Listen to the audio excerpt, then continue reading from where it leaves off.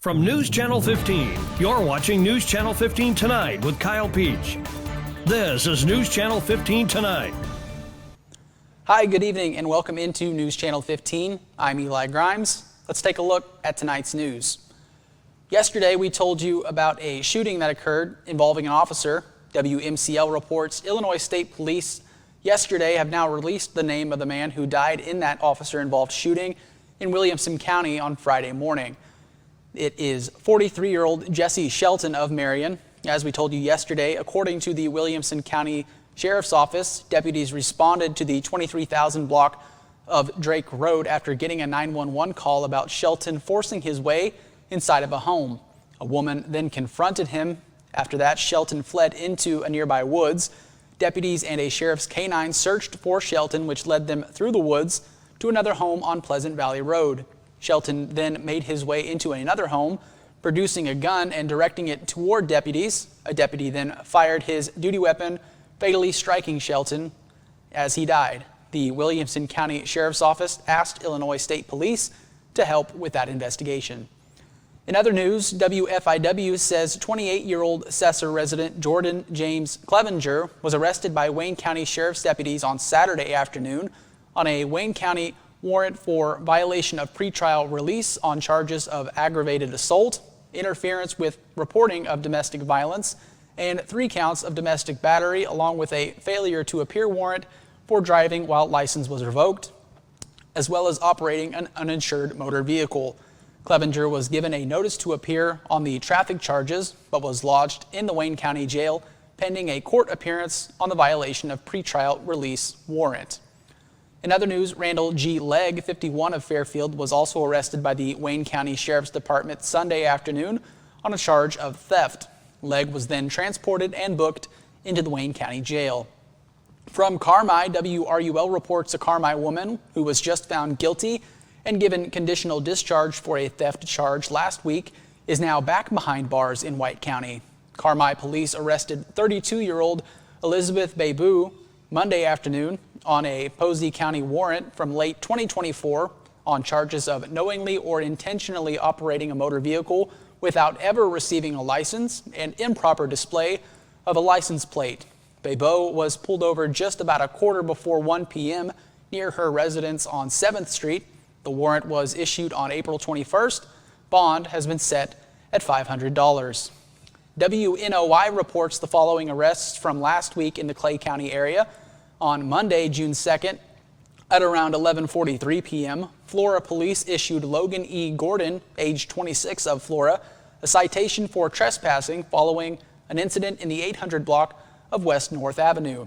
On Tuesday, June 3rd, at around 10 a.m., Flora police arrested Rebecca Nunez, age 23 of Fairfield, for driving while license revoked following a traffic stop in the 900 block of West 5th Street.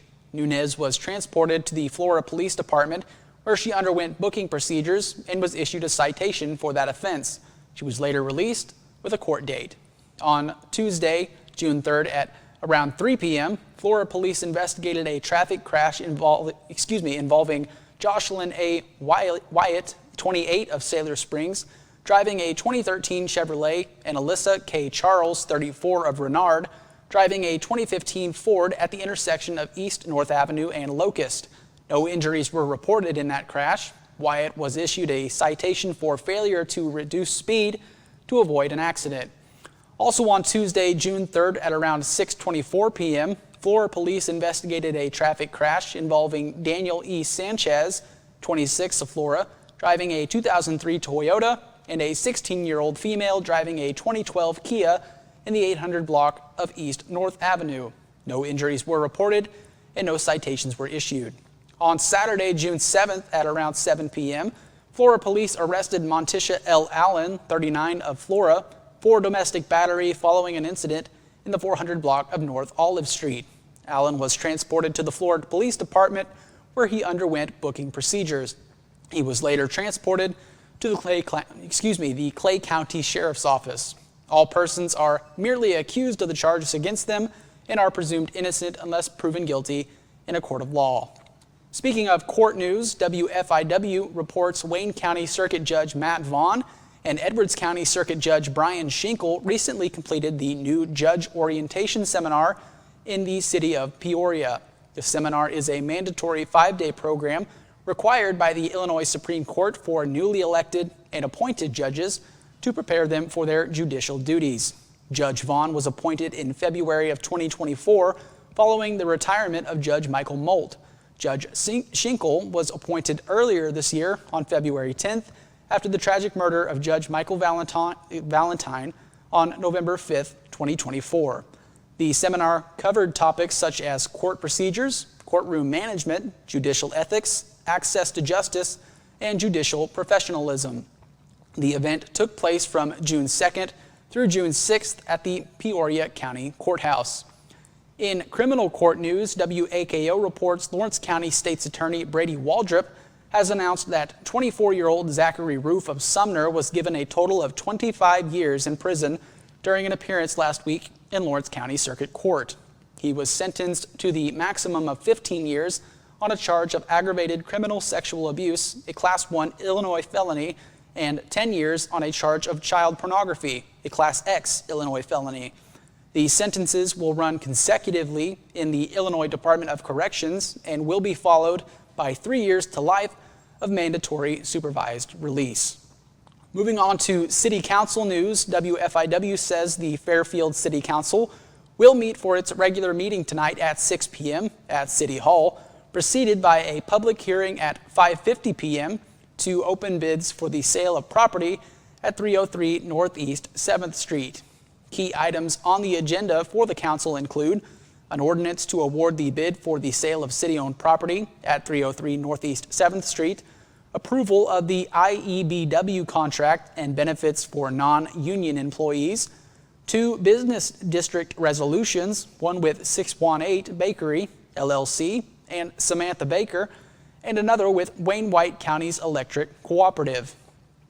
Acknowledgement of the Kemper CPA planning letter for the city's financial audit preparation, and the council will vote on resolutions for fire chief appointment, assistant fire chief appointment, police chief appointment, public safety ordinance enforcement officer, and in other business, a request to close Leroy Street between the tennis courts on June 21st and June 22nd for a pickleball tournament. As well, the council will address a recreation fund pledge to support the Fairfield Park District's golf course, review of the monthly financial report, and any miscellaneous items. The meeting is open to the public and begins at 6 p.m. Meanwhile, the Lawrenceville City Council met for 2 of its committees this morning at City Hall in Lawrenceville. The Park Pool Cemetery Group met at 9:30 a.m. to discuss city park improvements and cemetery upkeep. The Finance Legislative Committee met at 10:30 a.m. at City Hall. They reviewed the city's financial status and discussed budgetary matters. They also discussed pending legal issues. The full City Council is scheduled to meet on Thursday, June the 12th for the regular June session at 7 p.m., also at City Hall. That does it for news. Stick around. I've got your weather forecast coming up next, as well as a look at sports. Stay with us. Life doesn't slow down for busy families. From early practices to late night games, every moment matters. That's why First National Bank offers online tools to fit into your schedule no matter how hectic it gets. From mobile banking to quick check deposits, First National Bank makes it easy to keep up with life and stay on top of your finances. No matter the schedule, First National Bank keeps you in the game. Equal housing lender, member FDIC. At Wabash General Hospital Senior Enrichment Center, we believe that sometimes a helping hand is all it takes for seniors to get their lives back on track. Our dedicated team of healthcare professionals are here to offer guidance and support, helping navigate the unique health and lifestyle concerns faced by seniors. Whether dealing with feelings of anxiety, loneliness, or unresolved grief, struggling with changes in mood or concentration, or coping with health-related challenges, we're here for you. Call Wabash General Hospital Senior Enrichment Center at 618-263-9116. Illinois lawmakers are back in Springfield to finalize a new budget for the coming fiscal year as the General Assembly winds down its spring session. Join Illinois lawmakers and the Capital News Illinois team of veteran State House reporters with weekly on-the-scene coverage through adjournment at the end of May. Illinois lawmakers, now a public service of Capital News Illinois.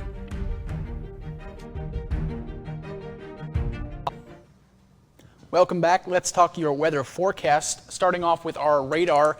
As we mentioned yesterday, nothing to really speak of. That will remain the story until about Friday afternoon, just clear skies up until close to the weekend. As we move forward into our almanac for today, we saw a high of 80 degrees. No precip to speak of. Those showers have been out of our area, but they will return later this weekend. As we mentioned, 59 degrees the low. Your normals and records are there on the screen. As we move into your forecast, let's put that forecast into motion once again. Nothing to really speak of. A pleasant week, again, all the way up until about Friday afternoon. You can see increasing and decreasing cloud coverage through our region, moving through Wednesday night into the early hours of Thursday morning. Again, nothing to speak of until about Friday. As we move forward to your forecast, the lows on Wednesday morning, tonight into Wednesday morning, are going to be in the high 50 range. That will change as we progress into Wednesday, seeing about a high of 85 degrees for most of our region. Moving into Thursday morning, going to be in the low to mid 60s, 64 there in Mount Carmel, as well as Fairfield and Albion. And on Thursday, likely our hottest day of the week, 87 in Albion, 88 the hot spot there in Mount Carmel. As we move into your extended forecast, again, you see chances for showers and thunderstorms starting on Saturday, but we can't rule out a slight chance of those showers and thunderstorms beginning on Friday. Looks like it's going to be kind of a dreary weekend, Father's Day weekend there. 85 the high tomorrow, and again, that hot spot on Friday, 88 degrees, but we're going to be in the low to high 80 degree range for our highs. And then scattered lows tonight, last night, 59 the low. We're going to range from the low 60s to low 70s for our lows for the rest of this work week. That is your forecast. Stick around. We've got sports coming up next. Get employee pricing at Steve Faulkner Automotive. Get a 2024 Bronco up to $7,930 off. And get a new 2024 F-150 up to $9,136 off. See them all at SteveFaulknerAutomotive.com. Get employee pricing now at Steve Faulkner Automotive. Get a 2025 Ram 1500 with payments as low as $456 a month, or a 2024 Dodge Hornet for only $278 a month. Come in and get yours today. You need to be mindful that when you're out, maybe doing a little tree pruning or shaping, or kids climbing in the tree, building tree houses, whatever, look up, make sure there's no power lines in or near the area. And even after the storm, or after a wind event or something like that, where a limb may be falling down or hanging in the tree, make sure to look and there's no utility lines near that. And if there is, call us. We'll come take care of it. We'll get that down. We'll get things cleared up. Welcome back. Let's talk sports. MLB scores from yesterday. The St. Louis Cardinals fell to the Toronto Blue Jays by a score of 5-4. The Chicago Cubs fell to the Philadelphia Phillies 4-3. Meanwhile, in the NL Central, the Pittsburgh Pirates rolled over the Miami Marlins 10-3. The Cincinnati Reds got the best of the Guardians 7-4. And finally, the Milwaukee Brewers were bested by the Atlanta Braves 7-1. That does it for sports and our newscast tonight. Thanks so much for tuning in. For everyone here at News Channel 15, I'm Eli Grimes. We'll see you tomorrow. Have a great night.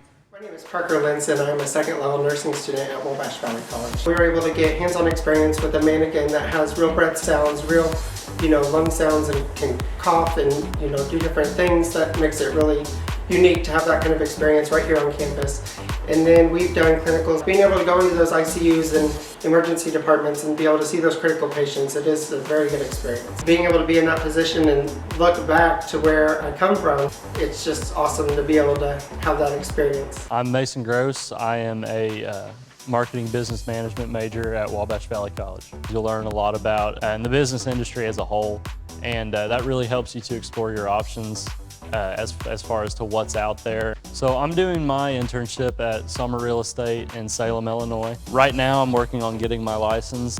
I am hanging around the office, going to showings, and doing everything I can as a non-licensee to get myself ready for when I graduate and take that step as an agent.